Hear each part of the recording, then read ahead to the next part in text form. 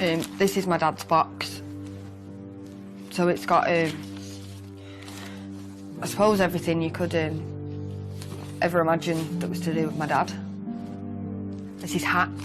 Even after all this time, it still smells of him. But it's a blood-stained hat. He died in it. He literally took a walk through a park one day and didn't make it out.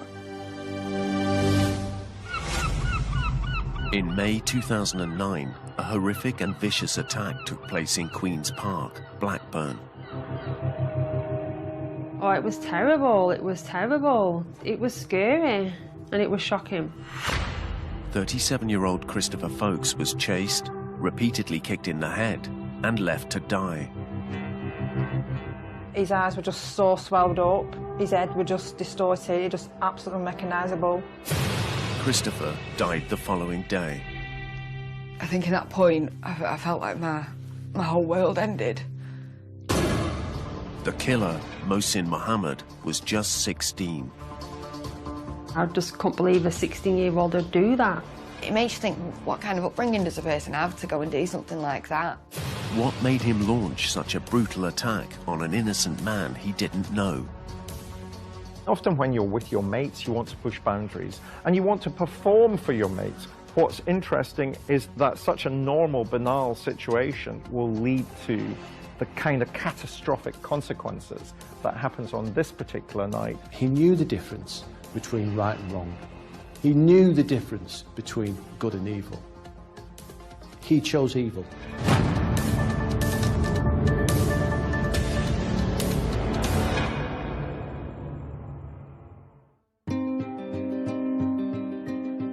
Christopher Folkes was a father, son, and brother. He grew up as one of 4 siblings, all raised in the industrial heartland of Lancashire, northwest England. I grew up in a town called Blackburn, nice little town. It was a nice, really nice place to grow up. We had a very good family, we had a very good upbringing. There were me, my sister Rachel, my mum, my dad, my brother Jason and Chris. Like the rest of his family, young Christopher shared a passion for horses. As we got older, Chris got into horses. He really loved them, actually. He used to go up regular, I think probably every night to help my mum walk out and that. He had a really good relationship with horses, to be fair, he really did. Yeah, I was into horses. Yeah, I used to come and help me and my mum a lot with horses and stuff. When Chris became a father aged 21, his young daughter Jamie Lee was introduced to another of her father's favourite pastimes. He was a computer geek, so he'd download lots and lots of films, and I'd sit and I'd watch films with him. And he tried to teach me how to play Tekken. Do you remember that fighting game on it was at the PS2 back then? I'd sit and play that with him, yeah. They had a good relationship. Chris loved her and Jamie loved him as well. But Chris's relationship with Jamie Lee's mother didn't last. They were together until I was 2 and then they broke up. And then I'd visit my dad over school holidays.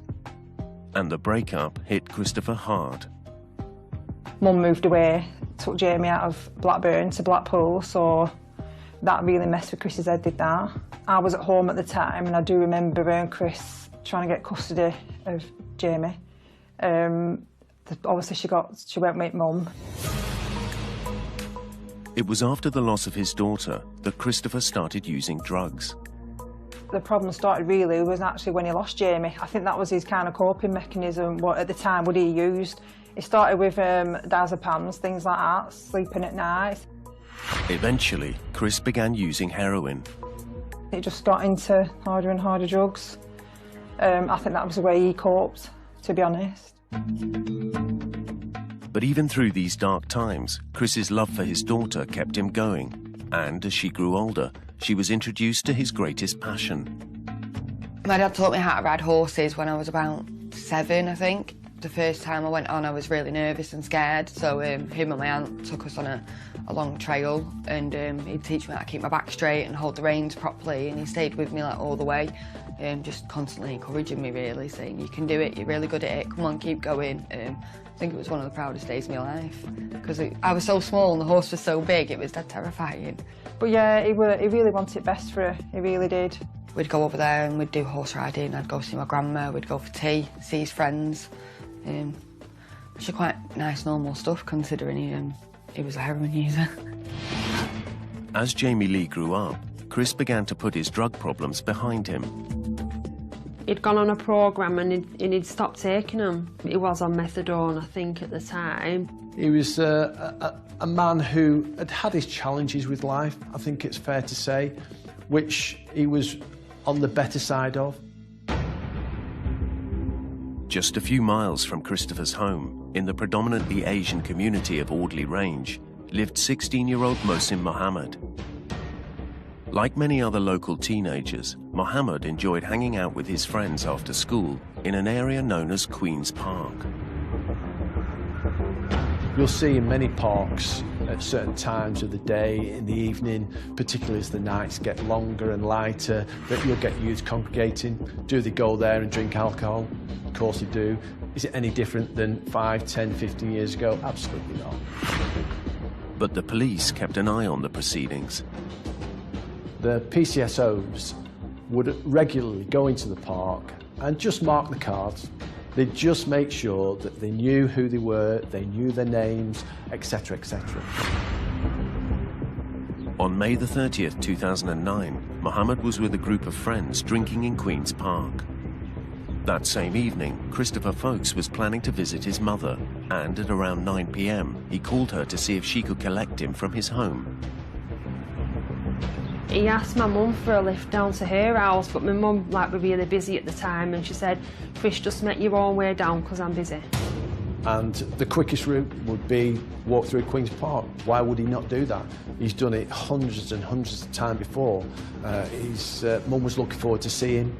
Sadly, not only was that the last time that she heard his voice, she never ever saw him alive again.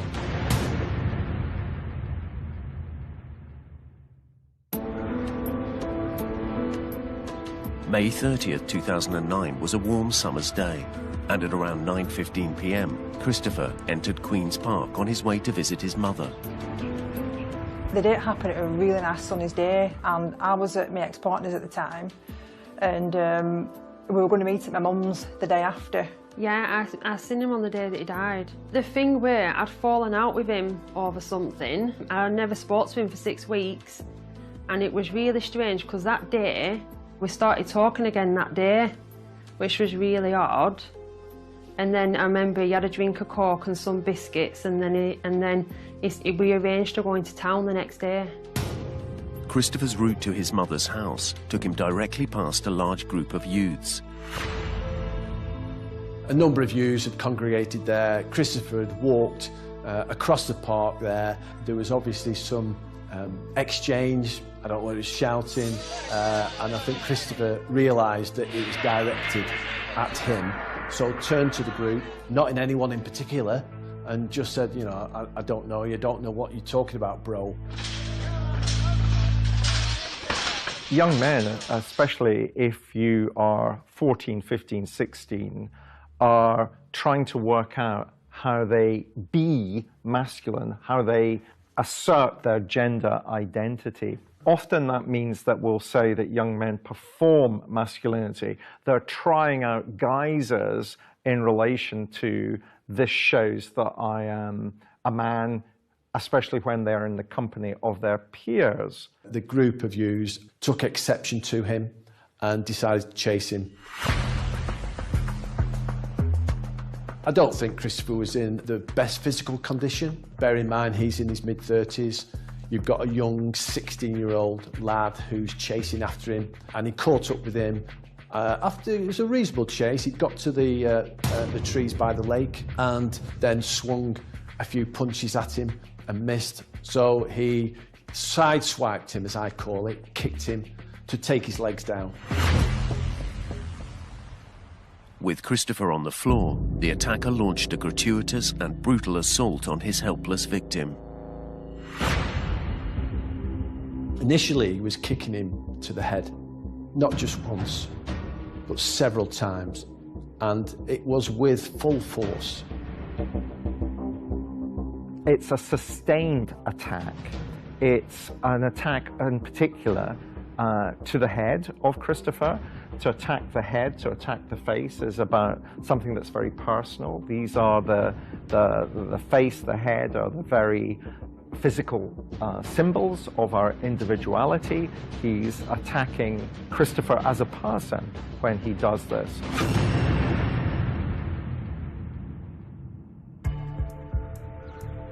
Chris was by now unconscious, but his main attacker wasn't going to show him any mercy.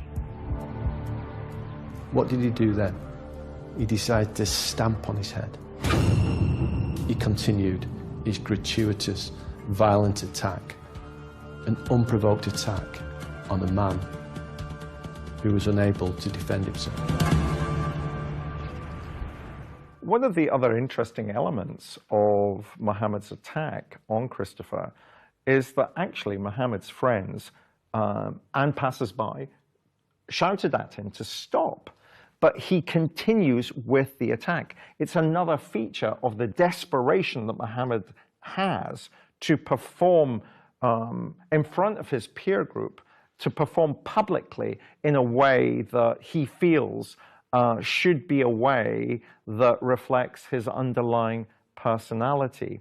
The fact that he can't be stopped is about him feeling that he's in charge, he's in control, he's leading, that he can't be stopped by others who wouldn't dare go as far as he's going to dare to go.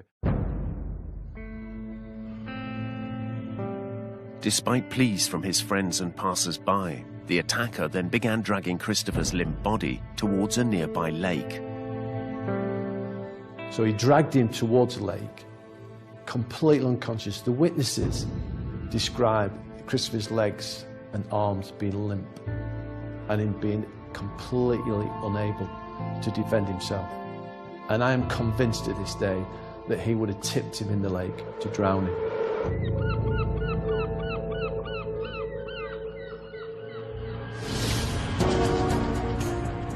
A man who was jogging past the scene witnessed the attack, and at around 9:30 p.m. he called the emergency services.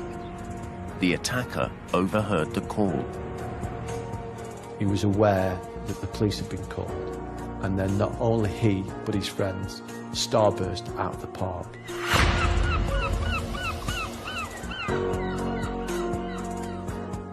One of the witnesses, the female who was walking Dover, was actually a nurse, and so she was tended to him and provided him with some comfort and some medical help, the best she could, because obviously she was off duty. A few minutes later, paramedics arrived and Chris was rushed to hospital in a critical condition. He was in hospital, having been really, really badly attacked, and I think the prospects of survival were very, very remote. Chris's family were told of the attack by police. I'd just got home and received a phone call from Rachel, my sister, to say Chris has been beat up, he's in hospital. And we knew it was serious when we got there and police were waiting for us. And then next thing, they told us we could go and see him. Oh God, he looked unrecognisable. He had like tears come out his eyes, there were blood tears. His eyes were just so swelled up. He just looked, his head was just distorted, he just absolutely unrecognisable. Obviously we knew he'd been attacked, but we didn't really know anything else. At the time, Jamie Lee was unaware her father had been attacked, as 2 days earlier they had had an argument about her decision not to go to university. He basically gave me a lecture, and I was a bit gobby on the phone to him, and he told me he wanted me to go to university, and I was adamant that I wasn't going to go, and I kind of told him I hated him and put the phone down. I didn't get to go and see him in hospital, but I wish I'd have got to say goodbye. Oof. I don't think at the time you felt you're going to lose that person because you're so close to him. So we at the time, we were just, I don't know, we're just like, come on Chris, you can do this. Chris was subjected to a range of tests for brain activity, but all came back negative. The nurse said to us that if he survived it, he was going to be a cabbage and you literally have no quality of life anyway, but they said his heart will probably go before then anyway. Despite efforts to save him, the following morning, doctors informed the family that nothing more could be done for Chris, and his life support was withdrawn.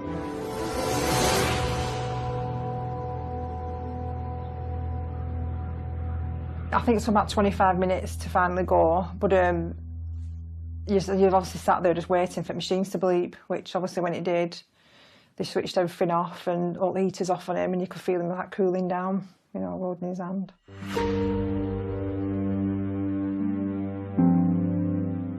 Chris was pronounced dead on the 31st of May 2009. He never hit me properly straight away. I was in shock. I didn't even cry for a long time because, like, I was literally in shock. So I couldn't believe what had happened. Police were sent to Jamie Lee's home in Blackpool to break the news to her that her father had died. I was sat eating my tea. I remember what I was eating. I was eating chicken pie with chips and beans, and the police knocked on the door.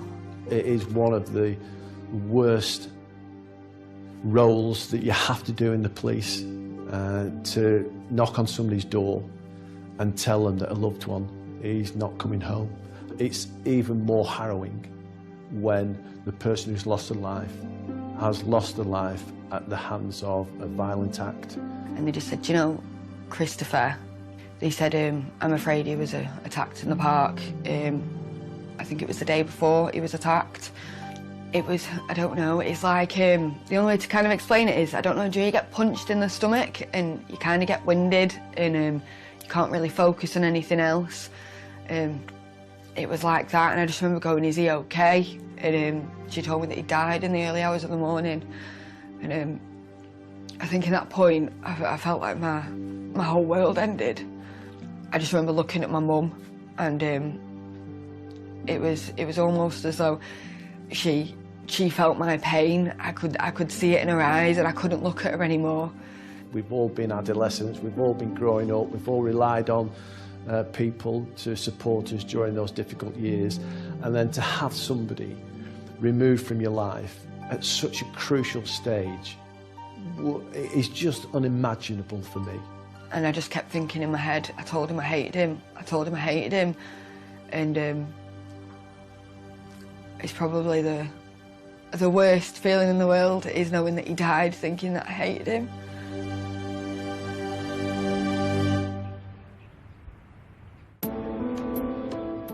Christopher Folkes died on the 31st of May 2009, and police immediately launched a murder investigation. Detective Neil Hunter faced a race against time to gather evidence from the scene of the attack. We didn't want any inclement weather to destroy the scene, disturb the scene. There was clearly blood on the tarmac. If there's wet blood, it's really important that we get that captured and pictured, because if there's wet blood on the ground, it's clearly the offenders are likely to be contaminated with that. While police collected forensic evidence, an autopsy was also underway to determine the exact cause of Christopher's death. We had a Home Office pathologist conduct an autopsy and a post-mortem. The post-mortem revealed that he died of head injuries that, you know, fractured the bones in the face and caused enormous swelling and bruising to the brain, which clearly was sufficient to kill Christopher. Initially, police had no idea if Christopher knew his attacker or not. Early reports suggested a large group had been in the park around the time of the attack, but to build a picture of what happened, they began to gather CCTV footage and made house-to-house inquiries in the roads surrounding Queen's Park. We knew that there'd been 10 youths, and as soon as they realised that the police had been called, they starburst, and they went out through different exits of the park. All those parks were overlooked by terraced houses, so we put a house-to-house plan together to be able to identify if they'd noticed any of the youths who had run away from the scene. CCTV inquiries. All those inquiries were immediately put into place to be able to put together the sequence of events that happened, and hopefully to somehow identify who was responsible.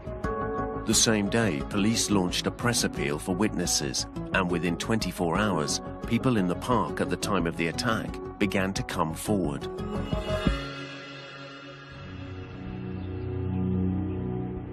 We were lucky because we'd got 3 really key and significant witnesses. One who was jogging in the park and a couple who were walking their Doberman dog who again come across the incident. They were stood less than 15 metres away from the attack and absolutely astonished at the level of gratuitous violence. I just dread to think the impact that it had on them because it must have been horrible to watch.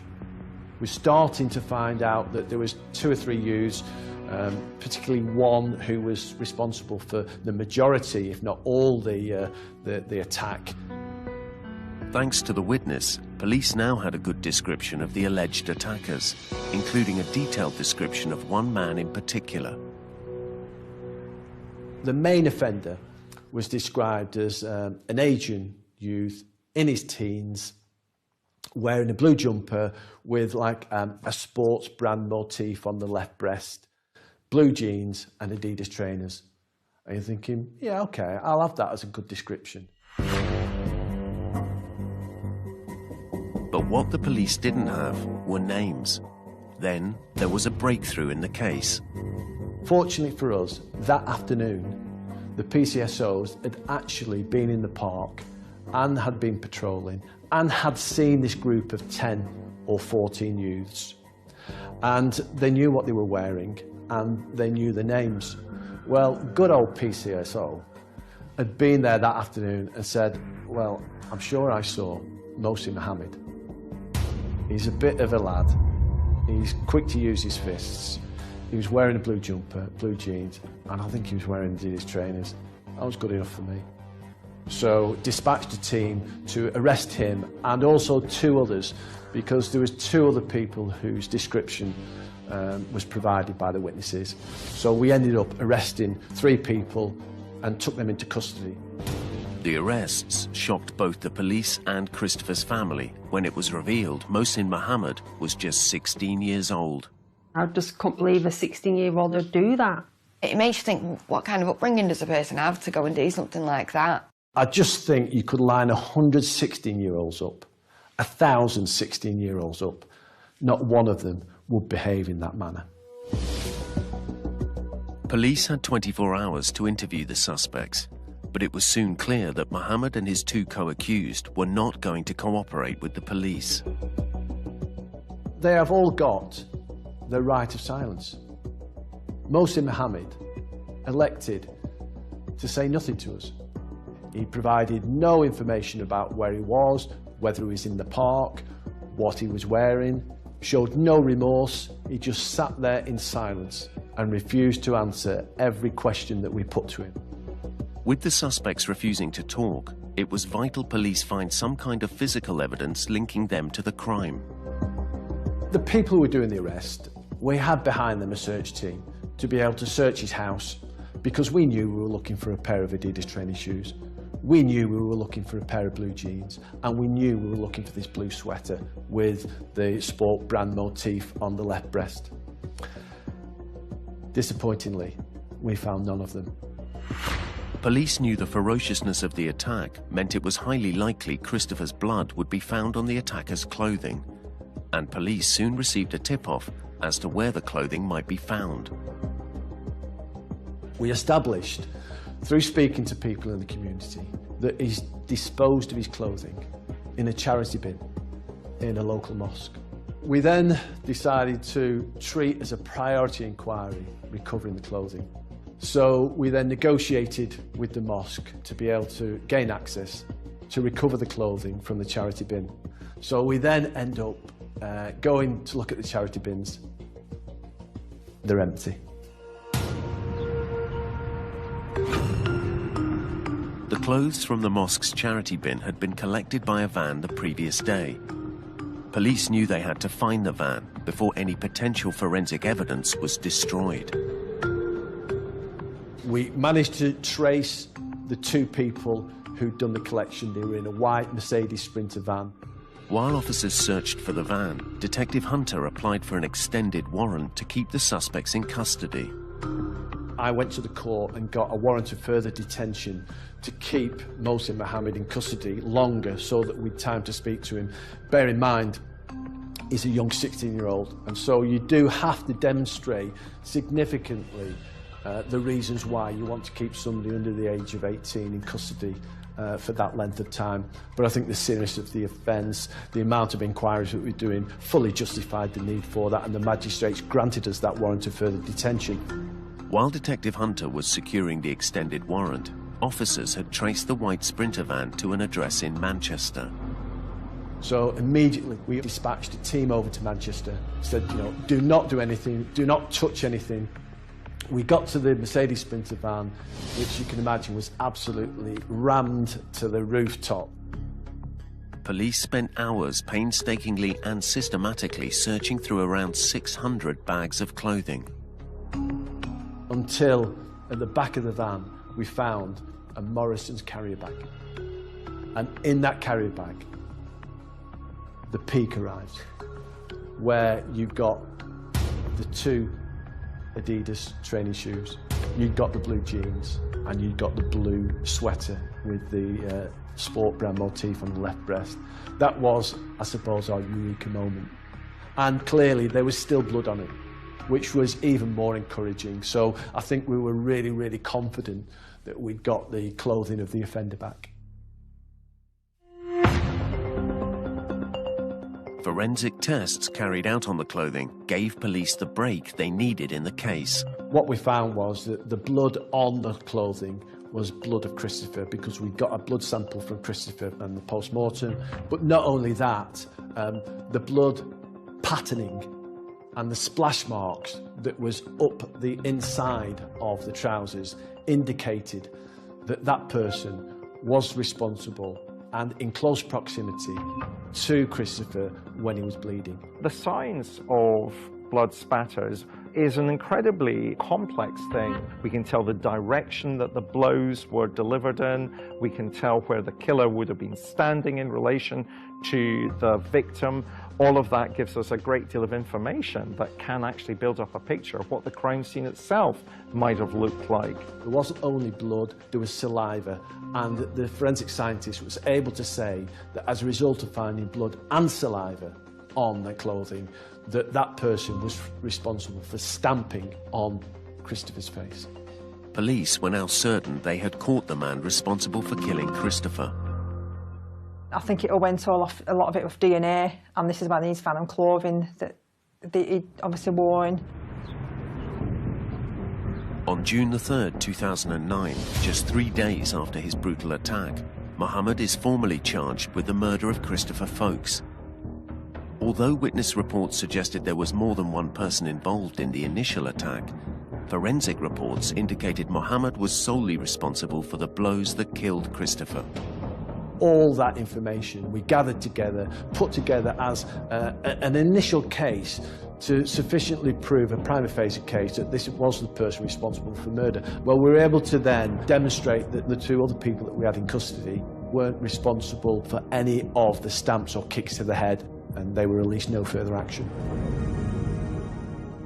We still think that a couple of people did play a part in the assault, but he was the one that could get charged. With the forensic tests completed, Christopher's body could now be returned to his family for his funeral. Because they needed him for so long after, by the time I'd have been able to go and actually see him in a funeral home, he was too decomposed, so I chose not to go. So the only time I really said my actual goodbye was probably at his funeral. But seeing my grandma for the first time was hard, because no mother should have to bury their son. I can't imagine how much pain she must have felt in that moment, and to this day, like, she must have a hole missing in her chest, because I do, and I think that was probably the hardest part, was looking at her and knowing she'd lost her baby, and it's heartbreaking.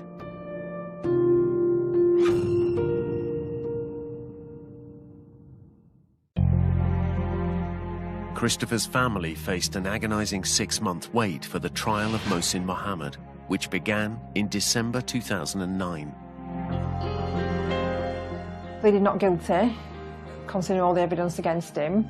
And took his chance on a trial to see whether he could get off this offence.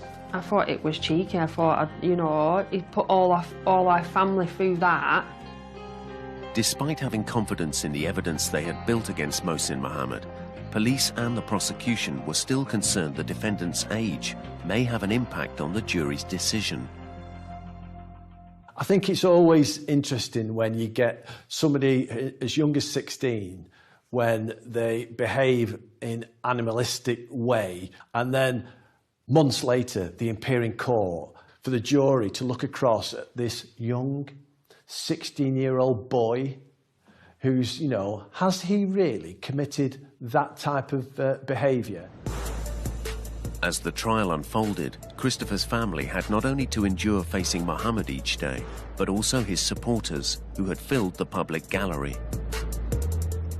When we were going actually into the courtroom, they were barging in front of us. They were just so rude. They were just taking up all the seats. Loads of them were there. They were just so disrespectful. It wasn't a nice experience because all his friends were there as well, and literally had loads and loads of friends there. Jamie was upset, and I think she was upset as well because they were spitting. When she walked past at one point, they spat at her feet. Mohsin didn't seem bothered at all. He just sat there staring with this smirk on his face. Can't imagine what was going through his head to sit there with this smug look.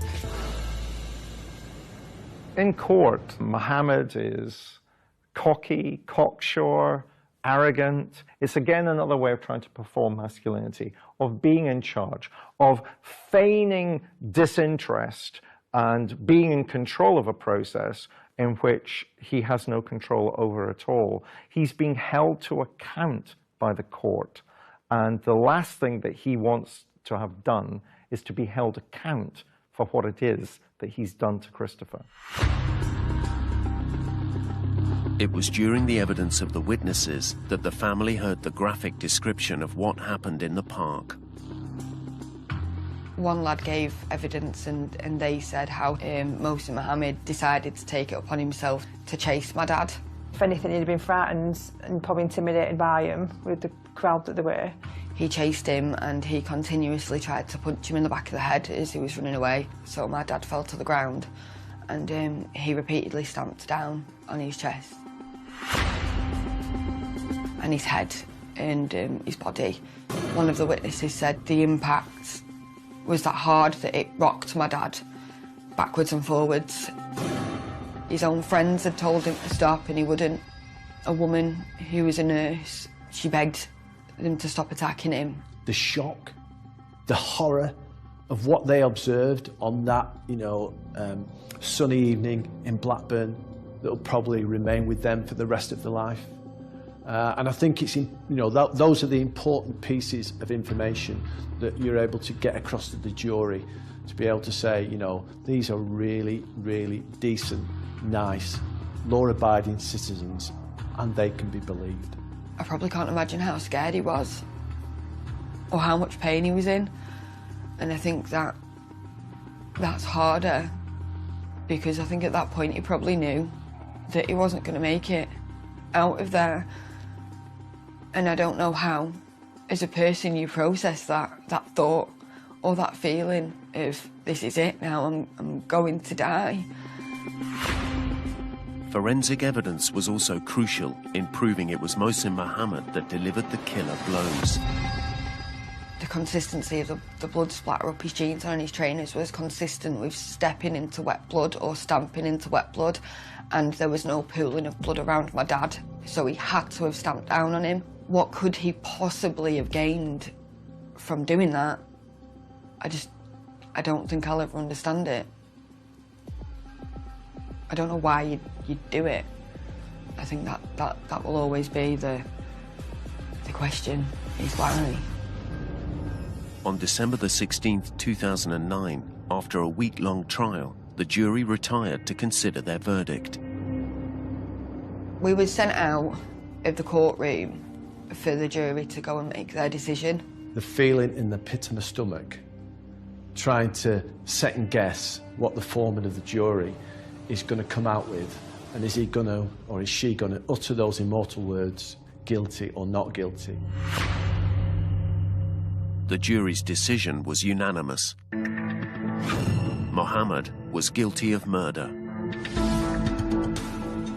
We were obviously really pleased he got the guilty plea. Everyone shouted yes in court like that when he got the guilty plea. I just remember crying. But Mohsin's reaction to the verdict was somewhat different. Nothing, totally blank. He didn't even respond, nothing was in him. I think he just put his head down. I don't even know if I looked at him in that moment. I think I turned afterwards and I just saw he was kind of sat with his head bowed. Is he sorry? He's sorry for himself that he's gone convicted of murder and that he's going to go to jail for a long time. Well, you know, whoopee-doo. That's his problem, isn't it? You know, he was the one responsible for those dreadful actions. If he's expecting any sympathy from me, you know, he's going to be waiting a long time because he's not going to get any. Because of the killer's age, the judge's scope for sentencing was limited. The judge gave him a minimum tariff of 11 years, which I think reflected perhaps his age. It's a shame that, you know, Christopher gets a full life sentence and he gets a tariff of 11 years. It's not enough, really, but we was glad he got the guilty charge because we knew that he'd be on licence for the rest of his life. And I'll never forget watching the smug smirk fall off his face when he was sentenced.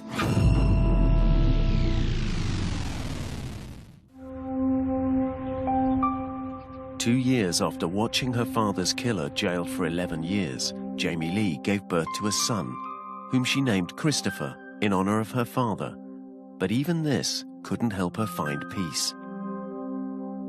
You go through a process, don't you, with your grief, and it was one of those. It was after the funeral it'll be okay, after the trial it will be okay. My son doesn't have a granddad. He's never going to meet him, he's never going to see him. And what happens when my son asks me what happened? What do I say? Birthdays, anniversaries, weddings, all those things that have been robbed from this family because of the actions of Mohsin Mohammed. I remember laying in bed at night and thinking, does he sit in his cell and feel guilty about what he did? Does he see my dad's face like I do every night when he goes to sleep? Does he feel remorse? So I thought, I need to do something about this. I couldn't cope with the emotional pain I was putting myself through. For years, Jamie Lee struggled to understand Mohammed's motive, and in 2015, she was given the chance to confront her father's killer in prison through a process known as the Restorative Justice Program, which gives victims' families the opportunity to meet their loved one's killer. I went to the prison, and so I decided to sit in the room first and have a box of my dad's things. It's all I've got, it's just a box. I remember sitting in the room and my knees was jumping.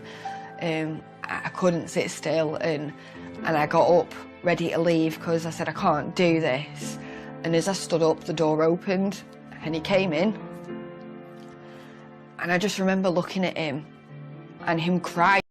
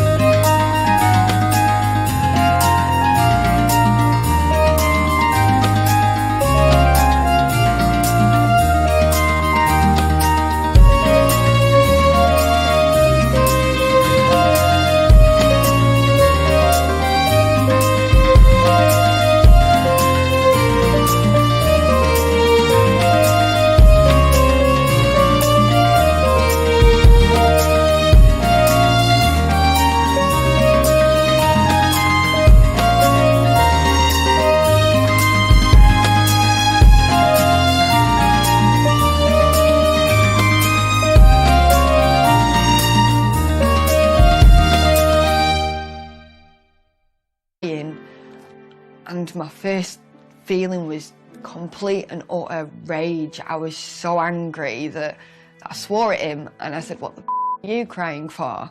When I asked why did you attack my dad, why my dad? He told me the main reason I think that he did it was he was showing off in front of his friends. And I had to ask him if he was sorry because he didn't say it. I think I said, "Are you even sorry?" He said, "Of course I am." And I said, "But you've not said it." He said, "I don't want it to mean nothing."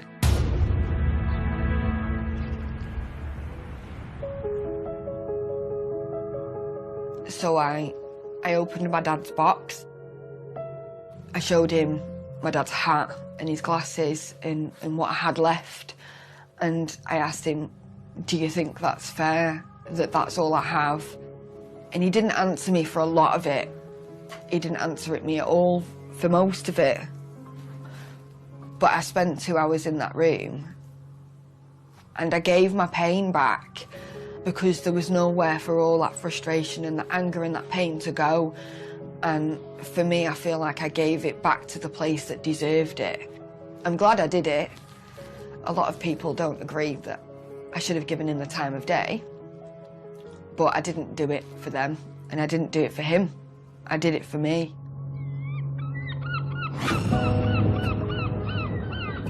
After finally processing her pain, Jamie Lee was able to move on with her life and fulfill one of her father's last wishes, that she attend university. I signed up to uni and I went and I completed my degree. A lot of people tell me, you know, your dad would be extremely proud of you, don't you? But it'll never be him telling me. But Jamie Lee's joy was short-lived. In 2016, Mohammed successfully appealed his sentence and it was reduced by 13 months. In 2020, he was released from prison, having served just under 10 years. We were told if he goes to visit for parole, he'll never get it first time, and he did. Which we were really shocked by that. Like a kick in teeth, really, because he's only in his 20s, isn't he? Mid-20s. He's got his life to lead. When I found out Mohsin got released, I walked out the room because I didn't want my son to see me that heartbroken. He didn't know that he was getting out of prison, but for some reason that day he knew, because he came in the kitchen and I was sat on the floor and he hugged me and he said, "Is the bad man out, Mummy?" And I just cried, and he put his hand on my chest and he said, "It's okay, because he'll always be here. He's always with us." And oh wow, it gets me more than anything. While Mohammed is now free to move on with his life, Christopher's family will never truly recover from their loss. It's had a big impact on Jamie Lee, a very big impact. Jamie has a lot of guilt. I think she wishes she made more effort with Chris, because Chris always just reach out. I mean, it's not her fault. It's just you don't think things like this are going to happen, do you?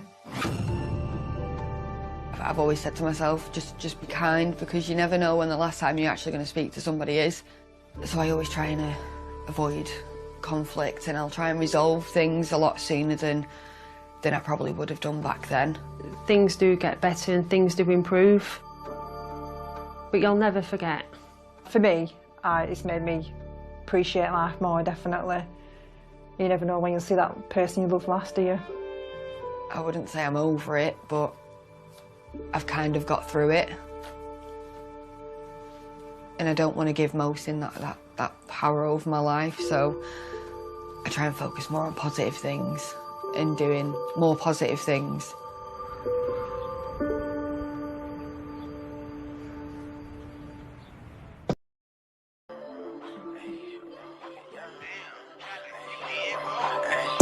Brand nigga from the 9-1, switch that over, that's the young. I was at the West Coast, now I'm in the East Coast. Saw you when